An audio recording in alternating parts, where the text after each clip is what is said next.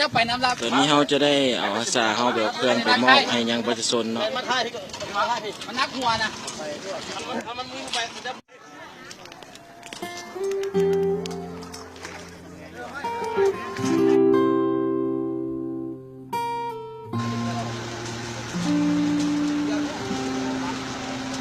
นี่คือทีมงานของเขากำลังพูดเนาะ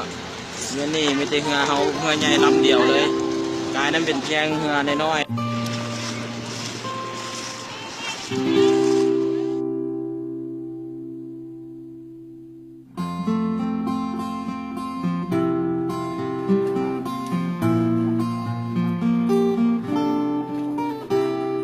ไปเสี่ยวแห้งหลายที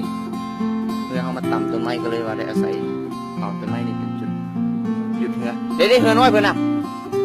นี่โอ้โหพี่ไว้โอ้โหโอ้ยน้ำเอาช่วยบ่เป็นยังมันหยุดละอันนี้เอามาฮอดโรงเรียนบ้าน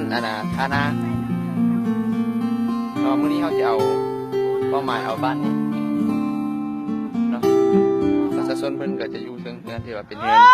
2 ชั้นเอาเครื่องเลยเด้อเพื่อนลุงนั้นลุงเชิดอยู่ใส่โอ้โหโอ้ โอ้ นี่ได้นี่ไหนมันสิต่ำวางต้นไม้ฮะไปก็เข้าเลยแล้วเว้ย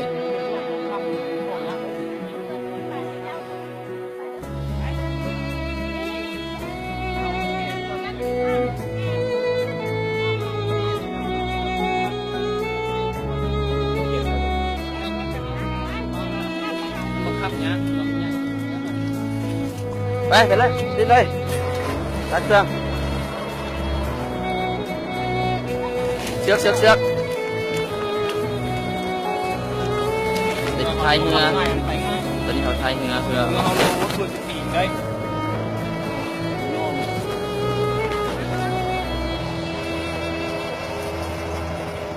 องเฮียนตอนนี้เป็นองเฮียน